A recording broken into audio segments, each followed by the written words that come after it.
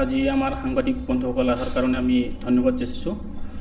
তো আজি আমাৰ প্ৰেছ মিটটো হ'ল যে আমি আমাৰ যোৱা 2025 চনৰ 20 জুন তাৰিখে যি আমাৰ BTC অঞ্চলৰ LP আৰু UPৰ মানে বিজ্ঞাপন ওলাইছিল, তো সেই বিজ্ঞাপন অনুসৰি আমি LP আৰু UPৰ বিজ্ঞাপনৰ বাবে আমাৰ যি নিয়ম মাফিক আমাৰ চৰকাৰে যি আমাক নিয়ম মাফিক যোগ্যতা ভিত্তিক এপ্লাই কৰিবলৈ দিছিল, তো সেই ভিত্তিক আমি এপ্লাই কৰিছিলোঁ। তো এপ্লাই কৰাৰ পিছত আমি কেইদিনমান ৰখাৰ পিছত আমাৰ নিৰ্দিষ্ট সময়ত আমাৰ ডকুমেণ্ট যি ভেৰিফিকেশ্যনৰ কাৰ্যসূচী আছিল, ডকুমেণ্ট ভেৰিফিকেশ্যন কাৰ্যসূচীও হৈ গৈছিল। তো তাৰপিছত আমি অধীৰ আগ্ৰহেৰে বাট চাই আছিলোঁ যে আমি মেৰিট লিষ্টখন আমি অতি সোনকালে পাম। কিন্তু তাৰ মাজতে আমাৰ দুখৰ বিষয় যে আমাৰ BTCৰ যি পৰিষদীয় নিৰ্বাচন আছিল, এই পৰিষদীয় নিৰ্বাচন অহাৰ কাৰণে আমাৰ মেৰিট লিষ্টটো আমি সেই সময়ত পোৱা নাছিলোঁ। তো সেই অনুসৰি আমি ভাবিছিলোঁ যে BTCৰ পৰিষদীয় নিৰ্বাচন হোৱাৰ পিছত যি নতুন চৰকাৰ আহিব, সেই নতুন চৰকাৰক আমাৰ যি সমস্যাখিনি ভালদৰে চাব, আৰু সেই মনত আমিও বহুত আশাৰে বাট চাই আছিলোঁ। তো সেই কথামতে আমাৰ BTC পৰিষদীয় নিৰ্বাচন হোৱাৰ পিছত ফলাফল হোৱাৰ পিছত আমাৰ যি BTCত আমাৰ নতুন চৰকাৰ গঠন হ'ল, সেই নতুন চৰকাৰে আমাৰ যি শিক্ষা বিভাগৰ দায়িত্বত থকা আমাৰ মাননীয় ৰবিৰাম ছাৰ ডাঙৰীয়া, তাৰ মুখেৰে আমি শুনা পাইছিলোঁ, বহুতো আমি প্ৰেছ মিটত বা কোনোবা মেল মিটিঙত আমি শুনা পাইছিলোঁ যে আমাৰ ডিচেম্বৰ মাহত দি আছে বা জানুৱাৰী মাহত আমাৰ এই BTCৰ LP UPৰ মেৰিট লিষ্টটো দি আছে। তো তেনেকৈ কৈ থাকোঁতে এদিন হঠাৎ আমি গম নোপোৱাকৈ আমাৰ এডুকেশ্যন ডিপাৰ্টমেণ্টৰ পৰা এখন নটিফিকেশ্যন পাইছিলোঁ যে আমাৰ আগৰ যিটো ডকুমেণ্ট ভেৰিফিকেশ্যন আছিল, এই ডকুমেণ্ট ভেৰিফিকেশ্যনটো মানে সিহঁতৰ কাৰণে সন্তুষ্ট হোৱা নাছিল। তাৰ কাৰণে আমাক পুনৰাই আকৌ আমাক ডকুমেণ্ট ভেৰিফিকেশ্যন কৰিবৰ কাৰণে নটিচ দিছিল। তো সেই অনুসৰি আমি ভাবিছিলোঁ নিশ্চয় কিবা আমাৰ আগৰ মানে চৰকাৰৰ কিবা এটা মানে ত্ৰুটি আছিল, সেইকাৰণে আকৌ ডকুমেণ্ট ভেৰিফিকেশ্যন কৰিব দিছিল। তো আমিও সকলোৱে আমাৰ চৰকাৰৰ লগত থিয় হৈ আমিও ডকুমেণ্ট ভেৰিফিকেশ্যন কৰিছিলোঁ। ডকুমেণ্ট ভেৰিফিকেশ্যন কৰাৰ পিছত সেই সময়ত আমি অধীৰ আৰু দুগুণ বিশ্বাসেৰে আমি বাট চাই আছিলোঁ, বা আমি আশা কৰিছিলোঁ যে এতিয়া আৰু পলম নহ'ব আমাৰ মেৰিট লিষ্টটো আৰু আমাৰ নিযুক্তি পত্ৰ পোৱাৰ ক্ষেত্ৰত। কিন্তু তেনে ক্ষেত্ৰত দুবাৰকৈ ভেৰিফিকেশ্যন হোৱাৰ পিছতো আমাৰ মেৰিট লিষ্টটো আমি পোৱা নাই। সেই অনুসৰি আমি বিগত মানে কেইবাদিন ধৰি সেই সময়ত আমাৰ যি ৰবিৰাম ছাৰ বা আমাৰ শিক্ষা সঞ্চালক তাক আমি লগ ধৰি আমাৰ মেৰিট লিষ্ট কেতিয়া প্ৰকাশ পাম বা আমাৰ নিযুক্তি পত্ৰ কেতিয়া প্ৰকাশ পাম, সেই বিষয়ে আমি যেতিয়াই কথা পাতিছিলোঁ, সিহঁতৰ কথা এটাই আছিল যে আমি দিম, আপোনালোকে অলপমান ধৈৰ্য ধৰক।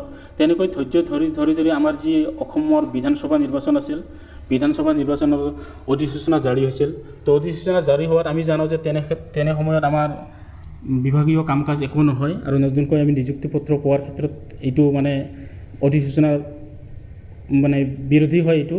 তো ঠিক তেনেদৰে আমিও মানে নিৰ্বাচন অধিসূচনা জাৰি হোৱাৰ পিছত আমি ইলেকশ্যন শেষ হোৱাৰ পিছত যেতিয়ালৈকে আমাৰ অধিসূচনা জাৰি হোৱা নাই, কিন্তু অধিসূচনাৰ সময়খিনিতে এটা কথা আমি পৰিলক্ষিত হৈছে যে সেই সময়তে আমাৰ নিউজ কেণ্ডিডেটবিলাক যিবিলাক আছে, সিহঁতে যি মানে 2024 চনত যি সিহঁতক মানে এপ্লাই কৰিবলৈ দিয়া নাছিল, তে সেই ক্ষেত্ৰত সিহঁতে এটা মানে কি কৰিছিল আমি নাজানো, বা সিহঁতেও এইটো যোগ্য আছিল।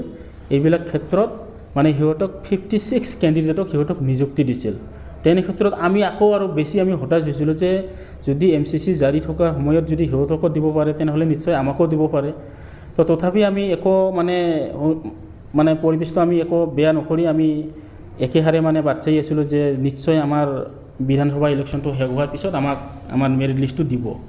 তো এতিয়া কথা হ'ল যে আমাৰ বিধানসভা নিৰ্বাচনো শেষ হ'ল, আমাৰ চৰকাৰো গঠন হ'ল, চৰকাৰ গঠন হোৱাৰ আজি প্ৰায় 1 মাহ হৈ গ'ল। তো আজিলৈকে আমাৰ বিভাগীয় তৰফৰ পৰা আমি জাননী পোৱা নাই যে আমি কেতিয়া মেৰিট লিষ্টটো পাম, কেতিয়া আমি নিযুক্তি পত্ৰ পাম। তো আমি এই ক্ষেত্ৰত হতাশ হৈছোঁ যে কি ক্ষেত্ৰত কিহৰ বাবে আমাৰ মেৰিট লিষ্ট প্ৰকাশ হোৱা নাই এতিয়াও। যদি মানে বিভাগীয় কিছুমান যদি অসুবিধা থাকে, তেনেহ'লে আমাক বিভাগৰ পৰা যদি আমাক জনাই দিলেহেঁতেন জাননী হিচাপে, তেতিয়া আমিও সুখী হ'লোহেঁতেন। যদি কিবা অসুবিধা আছে, তেনেহ'লে এই অসুবিধাৰ বিৰুদ্ধে গৈ আমাৰ মেৰিট লিষ্টটো নিবিচাৰোঁ। আৰু এটা কথা ইয়াৰ মাজতে এটা পৰিলক্ষিত হৈছে, আমাৰ BTC অঞ্চলত প্ৰায়বোৰ স্কুলত এতিয়া কিছুমান স্কুলত আমাৰ ছিংগল টিচাৰ বা কিছুমান স্কুলত একেবাৰে শিক্ষক নোহোৱাকৈ বিদ্যালয়বিলাক চলি আছে। তো তেনে ক্ষেত্ৰত যদি আমাৰ পদো আমাৰ আছে, আৰু আমাৰ অলৰেডি আমাৰ সকলো কাম শেষ হৈ যোৱা আমি আমাৰ ৰবিৰাম ছাৰৰ মুখেৰে শুনা 984 পোষ্ট আমাৰ অলৰেডি ৰেডি হৈ আছে। তেনে ক্ষেত্ৰত যদি আমাৰ এই পদবিলাক যদি মুকলি কৰি দিয়ে তেনেহ'লে আমাৰ BTCৰ যি এটা মানে শিক্ষাৰ যিটো বেয়া প্ৰভাৱ পৰি আছে এই সময়ত, তেনেক্ষেত্ৰত এই আমি যিবিলাক পাম টিচাৰবিলাক এইবিলাক যদি এই স্কুলবিলাকত গৈ এটা মানে আমি নিশ্চয় আমাৰ শিক্ষাৰ ক্ষেত্ৰত এটা ভাল এটা অৱদান দিব পাৰিম। আৰু যি কি নহওক আমি বৰ্তমান এটা কথাই ক'ব বিচাৰোঁ যে যদি আমাৰ যেনেকৈ যাৰ কাৰণেই অসুবিধা নহওক কিয়, কিন্তু বৰ্তমান ভুগি আছে আমাৰ এই যিবিলাকৰ আমাৰ ছিংগল টিচাৰ আছে, এই ছিংগল টিচাৰবিলাকৰ কোন মানে শিক্ষাৰ্থীসকল, তো আমি ক'বলৈ যাওঁতে সিহঁতৰ একো দোষ নাই। সিহঁতেতো নিৰ্দিষ্ট সময়ত বা নিৰ্দিষ্ট সময় অনুসাৰে সিহঁতে পাঠ্যক্ৰম পাব লাগিছিল, কিন্তু বহুত বিদ্যালয়ত আমি শুনা পাইছোঁ যে এনেকুৱা পাঠ্যক্ৰম মানে ছিংগল টিচাৰ হোৱাৰ কাৰণে বহুতো অসুবিধা হয়। তো আমি আজিৰ প্ৰেছ মিটটোৰ যোগেদি আমাৰ BTC চৰকাৰক, আমাৰ EM মহোদয় ৰবিৰাম ছাৰ আৰু শিক্ষা সঞ্চালক ডাইৰেক্টৰ মহোদয়ক আমি আৰু আমাৰ চিফ ছাৰ হাগ্ৰামা মহিলাৰী ডাঙৰীয়াক আমি অনুৰোধ জনাওঁ যে আপোনালোকে অতি সোনকালে আমাৰ সকলো কামখিনি শেষ কৰি আমাক মেৰিট লিষ্ট প্ৰদান কৰি নিযুক্তি পত্ৰ প্ৰদান কৰক, এইখিনি আমি দাবী। এনে ক্ষেত্ৰত বিশেষকৈ এতিয়ালৈকে আমি তেনেকুৱা এটা ভাবা নাই, কিন্তু আমি যিটো আমাৰ চৰকাৰৰ আইন, এই আইন হিচাপে আমি যাব বিচাৰোঁ।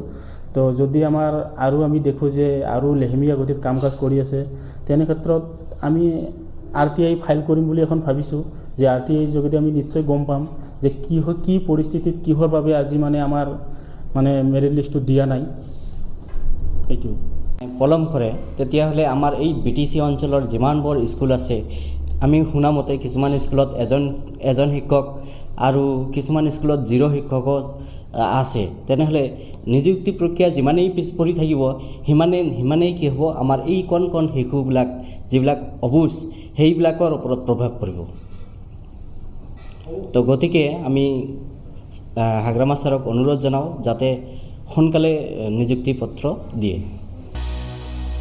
सोलोंथाइ बोसोर 2026-27 मायथाइनि थाखाय गोदानै मुं थिसननायनि फोसावथाय। क'क्राझार जिल्लानि हाब्रुबारियाव थानाय सभा ब्रह्म मिउजिक एन्ड फाइन आर्ट्स कलेजाव दासान्दि सोलिगासिनो दं फरायसाफोरनि गोदानै मुं थिसननाय। बे कलेजाव दासान्दि बेचेलर अफ फाइन आर्ट्स आरो बेचेलर अफ मिउजिकनि थाखाय फरायसाफोरनि मुं थिसननाया सोलिगासिनो।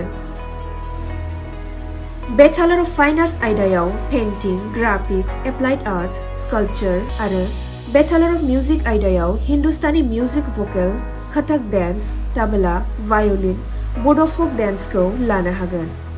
बे कलेजाव जर'खायै हौवासा आरो हिन्जावसाफोरनि थाखाय आलादायै हस्टेलनि खाबुबो दं। मुं थिसननायनि बागै आबुं बाथ्राखौ मिथिनोब्ला नोंथांमोनहा नैबे जानबुं नम्बर 8011592282 एबा 9101808829 आव थोंजों फोनांजाब खालामनो हागोन।